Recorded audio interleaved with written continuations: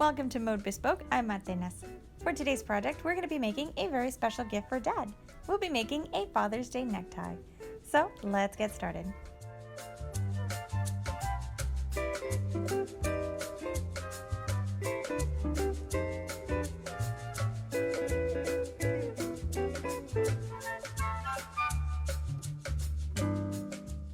You can find the written pattern for today's project at modebespoke.com. The link is going to be in the description box below. So let's take a look at the tie we're going to be working on today. For this project, I used a fingering yarn, and the one I used is called Wool-like by a company called Loops and Threads. You can find this at Michael's stores in the US. If you cannot find this yarn because you live in a different country or for whatever reason, it is 85% acrylic, 15% nylon, and it is a size 1 fingering yarn. For this tutorial, I'm going to be using a size 3 DK yarn so you can see the stitching. Alright, so really quick, the measurement for this necktie, we've got 2 inches across by 54.5 inches long. So today we're going to be working with a Tunisian honeycomb stitch. Now, I crocheted this using a Tunisian crochet hook. However, because it is not very wide, you will be able to fit the stitching on a regular hook. So for today's tutorial, I'm going to use just a regular size hook so you can see that it fits. Just make sure that it is a long hook so that this part right here at the top is quite lengthy. So one of the really small ergonomic hooks might not work. Alright, let's get started here. We're going to begin with a slip knot. So to make our slip knot, we're going to wrap the yarn around 2 fingers. So like so. And then we're going to insert our hook behind that front loop we just made. Grab the yarn back here and pull that through. And now we can remove our fingers and tighten the knot by pulling on the 2 threads right below our hook. We are going to chain 14, and to make a chain, we're going to begin with a yarn over and pull through this bottom loop right here on our hook. So yarn over, which means wrap the yarn around your hook back here, and you're going to pull this top loop through the bottom loop like that. That's 1. Yarn over, pull through 2, yarn over, pull through for 3, 4, and so forth until you reach 14. Once you have chained 14 stitches, we're going to begin with what is called a foundation row. For this foundation row, we're going to skip this top stitch and we're going to go into the second one. So inserting your hook into the second stitch, you're going to yarn over, pull that through, and you're going to cast on 1. So you're going to leave that 1 loop on your hook. Now move on to the next stitch, insert your hook into that stitch, yarn over, and pull up a loop. So now we have cast on another loop. Repeat this in the next stitch. So just insert your hook, yarn over, and cast on 1.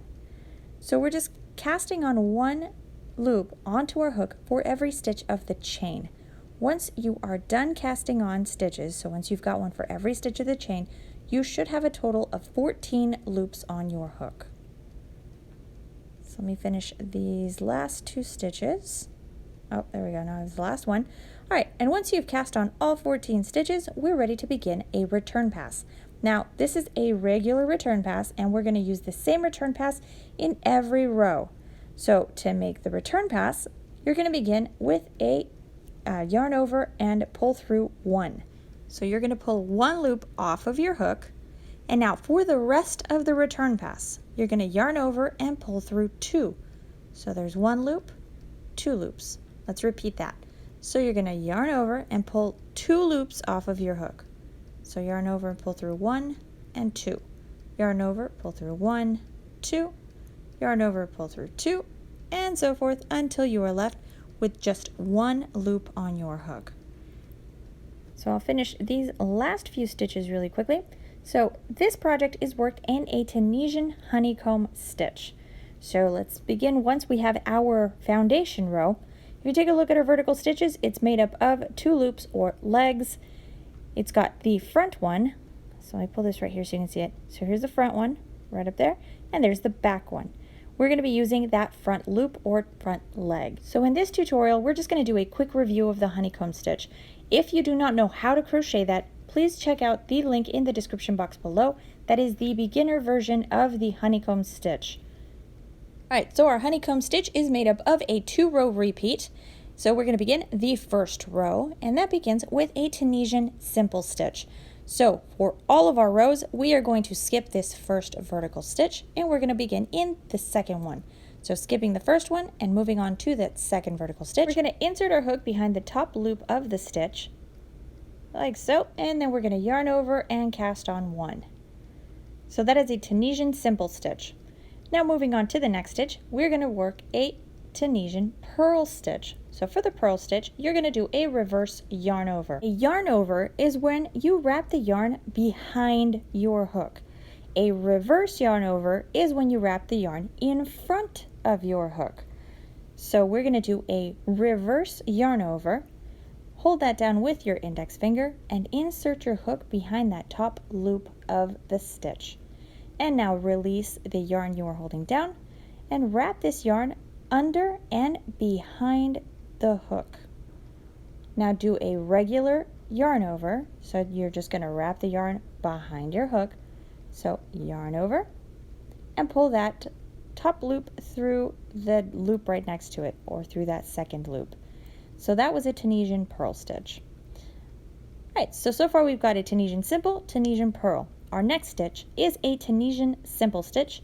So insert your hook behind that top loop, yarn over, and cast on 1.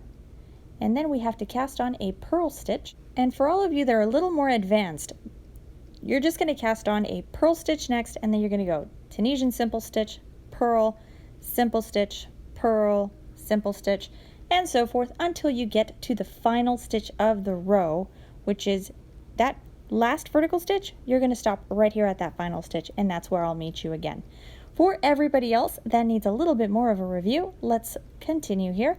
We were on a purl stitch, so you're going to reverse yarn over. So wrap the yarn in front of your hook, hold it down with your index finger, insert your hook behind that top loop of the stitch, and you're going to release your yarn and you're going to wrap it under and behind your hook, like so. And now all you do is just yarn over and pull that through the loop on your hook, so that top loop. There you go. So we're going to Tunisian simple stitch and then Tunisian purl stitch. So one last time here. We're going to reverse yarn over, so wrap the yarn in front of your hook, hold it down, and insert your hook into the stitch. Now release the yarn, pull it under and behind your hook, yarn over, and pull that through 1 loop. And that's it. So for the rest of these stitches, we're just going to keep working. So we have a Tunisian simple stitch, and then a Tunisian purl stitch, simple stitch, purl stitch, and simple stitch. I think we have one last one. Yep, we have one last vertical stitch, so we're going to purl, and now we've gotten to the final stitch of the row. So you're going to notice we have this space right here. So the final stitch is made up of this top chain here at the very top. So that is, we're gonna skip that section. You're going to work into that vertical stitch right here. It is the final vertical stitch of the row, so I'm going to call it the final stitch. And what you want to do is insert your hook behind the 2 threads that make up this stitch, the 2 legs, the 2 loops, whatever it is you want to call it. You're going to need to go through both of those. So see, we've got 2 threads right here, and all you do is just yarn over and cast on, and that's it. You've completed your first row of our 2-row repeat.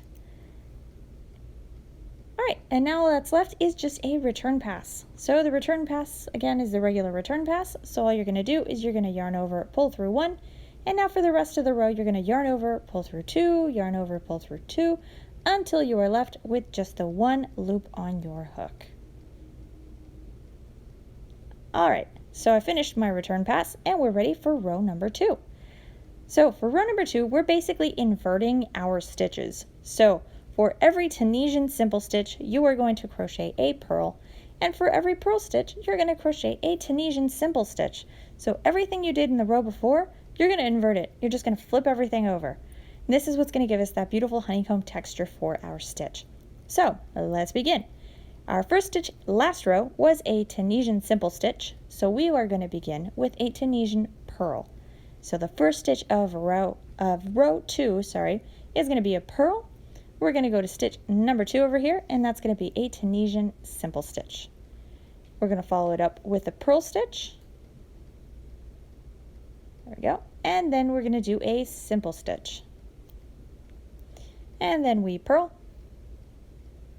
simple stitch, purl, and that's all we do. So you just continue alternating between a purl stitch and a Tunisian simple stitch, and that's a 2-row repeat. So this is all you're going to do for, I think it's like 148 rows. All right, so I've got my last vertical stitch here. Let me just simple stitch into this one. And then we have the final stitch of the row. So remember, don't crochet into this top one, crochet into this side one right over here. Make sure you go through both loops, legs, whatever you want to call it, that make up this stitch. And I'm saying all of those because depending on where you are or who taught you to crochet, you're going to use a different word. So just make sure you go through both of those threads right there, yarn over and cast on. Once you've cast on, you're ready for your return pass. Yarn over, pull through 1, and then continue the return pass with the yarn over, pull through 2. Once you have finished your second row, your work is going to start to look like this. All you're going to do now is just repeat row 1 and row 2 over and over again. So it's really that simple. Remember to always skip the very first stitch of the row. So the first vertical stitch, you skip it every time. That'll give you nice clean edges. Now, let's take a look at our tie here. We're going to crochet that same repetition of pattern for 148 rows. We're going to do a decrease in row 149. I know, it's a bunch of rows. And you are really going to have to keep track of all of those rows. So I used a stitch counter. So this is a stitch counter ring. I got this on Amazon. I'll put the link for it in the description box below. No, I'm not sponsored or anything.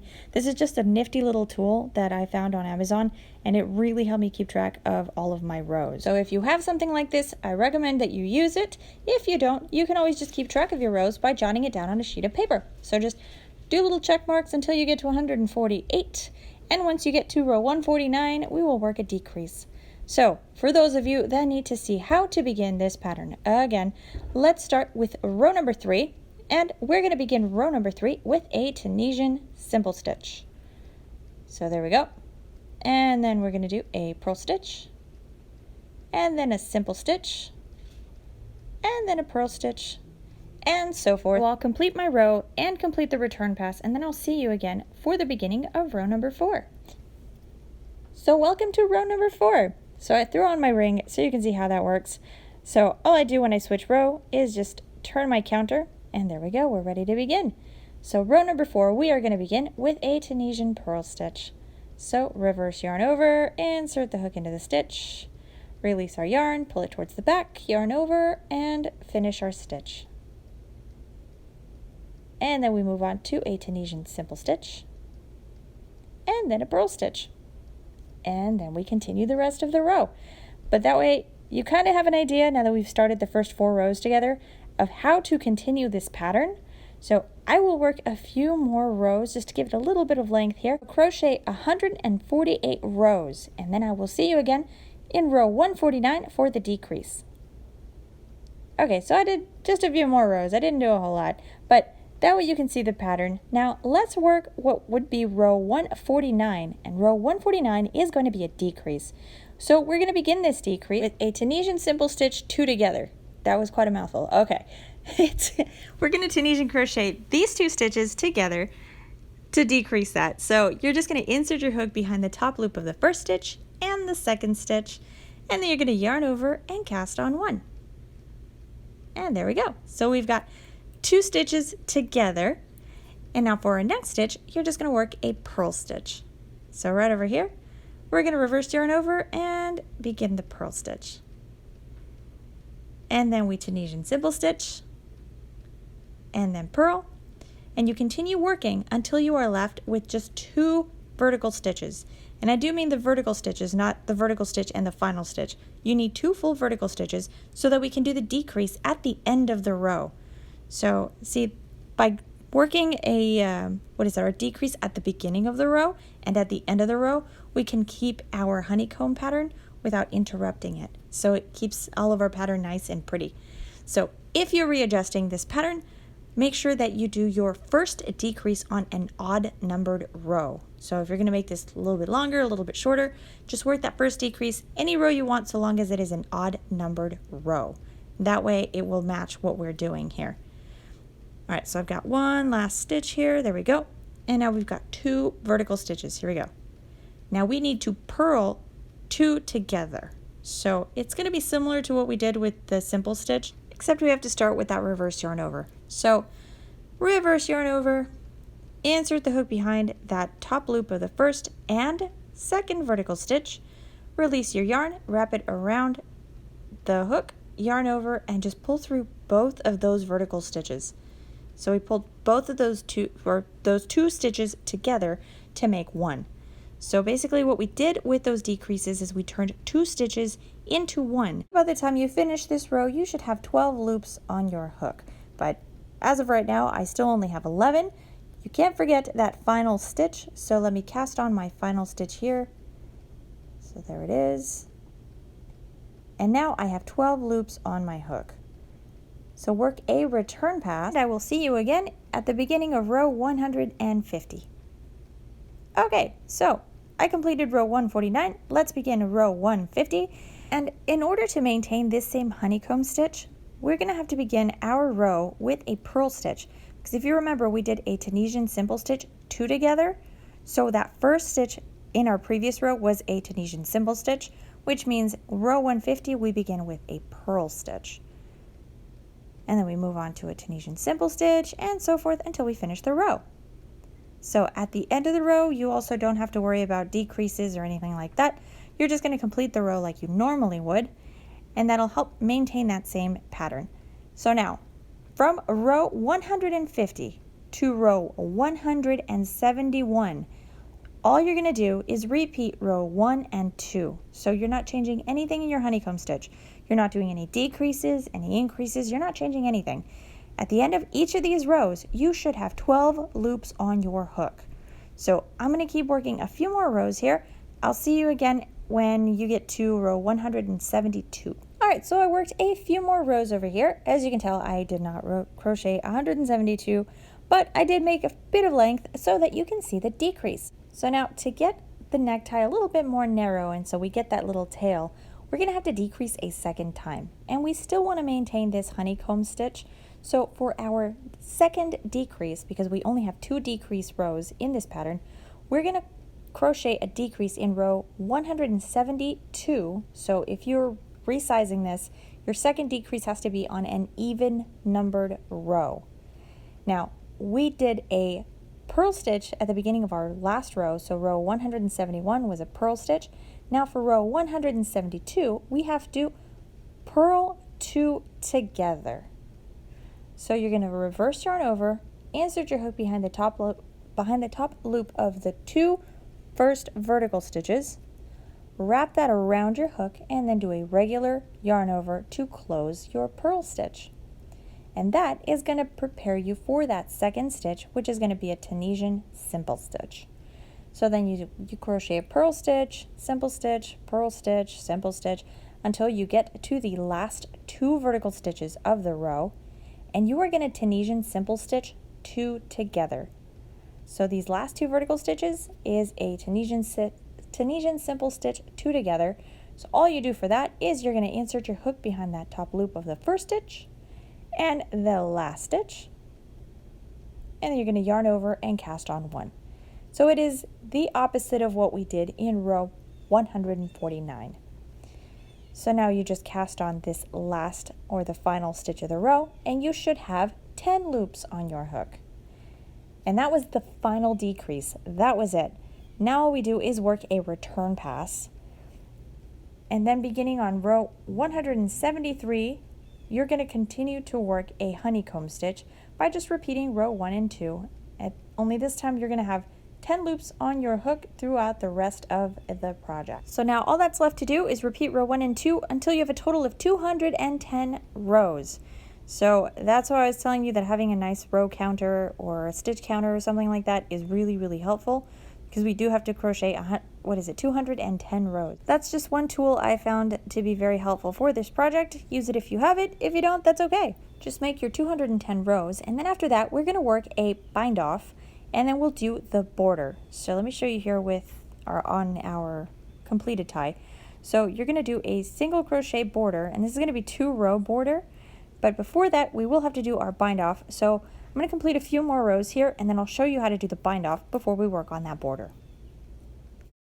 Alright, so once you have completed your 210 rows, we're ready for that bind off.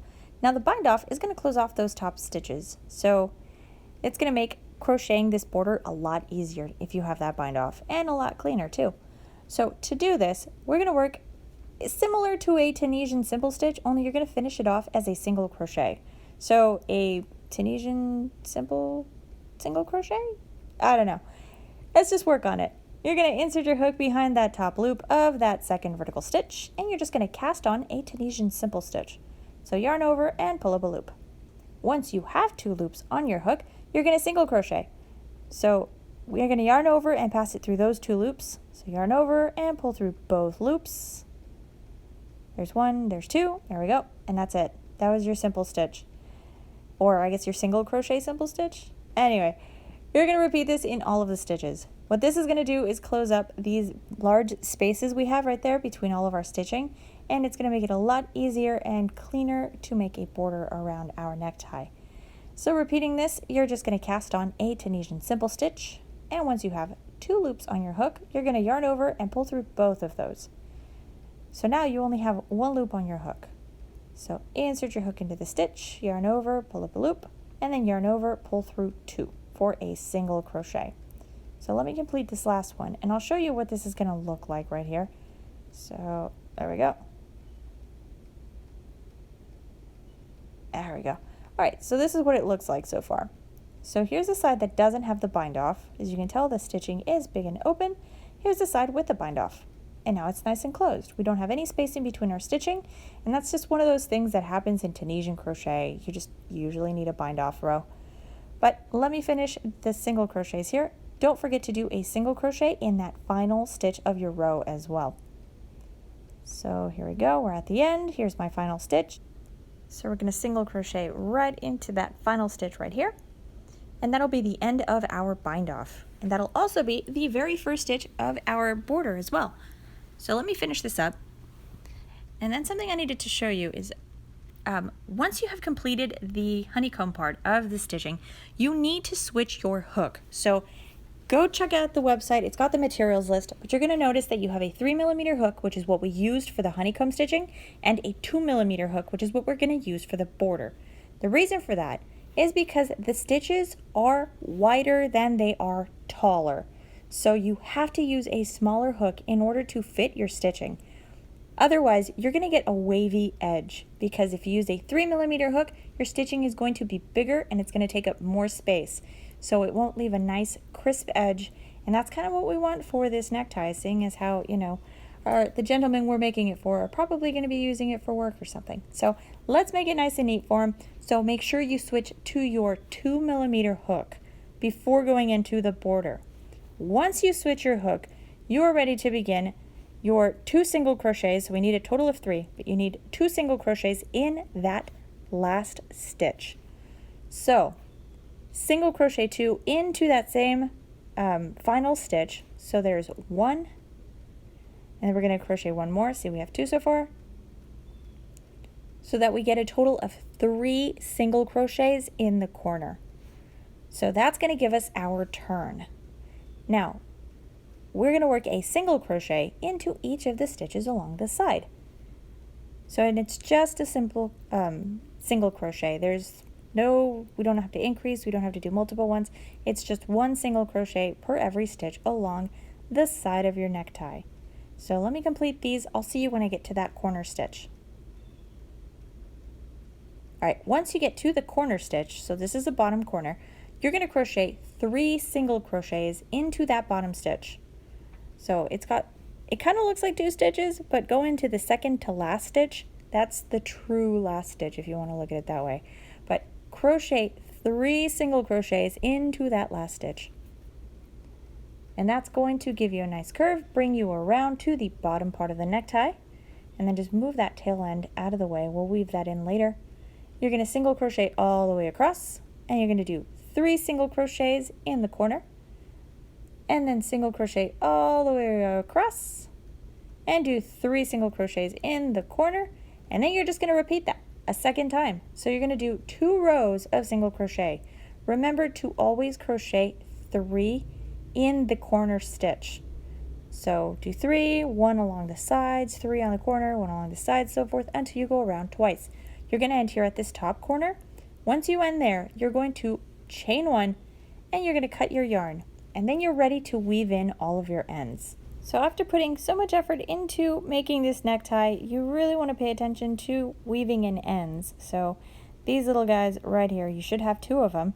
If you don't know how to weave those in, check out the link in the description box below. I teach you how to do that. You really want to do that so that your work doesn't unravel. So just a quick note here on the pattern itself. Now, you're going to notice that I used a size 1 fingering yarn for the pattern itself. So if you want to check out the written pattern, that's what you're going to see in the materials list. The reason for that is that a Tunisian crochet or a knit style necktie, they can get really, really thick. So for the tutorial, I did use a size 3 DK yarn, and that is only to illustrate the stitching itself so you can actually see it. Not because that is a good yarn to use for the necktie. A necktie has to be tied around the gentleman's neck, and that's going to make that little knot once they tie it. If you use a size 3 or anything larger than a size 1 yarn, it's going to make that knot too bulky and it's going to be very uncomfortable. So I highly recommend you use a size 1 fingering yarn. I know it's going to take a really long time to complete this necktie, but I promise you the results are going to be beautiful, and your significant other, your dad, or whoever you're gifting it to is going to love it. So, last thing to address is this tiny little bit of curl down here. If you don't like it, there is a really easy fix to that. You just wet the tie. So, get it nice and wet and then lay it on a towel. Lay it flat, and you can pin down the bottom part or any part that you need to fix. Pin it down, put some weight on it, whatever it is you need to do to just hold it in place and let it air dry. So it'll take maybe a day or 2. Let that air dry and your tie will be done. So that was our tutorial for this week. I hope you've enjoyed it. If you have any questions or comments, be sure to leave them down in the comment section below. And if you haven't subscribed yet, subscribe to the channel. I post videos every week. You can go check out that PDF pattern at modebespoke.com, and to check out more of my work, you can follow me on Instagram. Thank you so much for watching. I will see you all again in the next tutorial.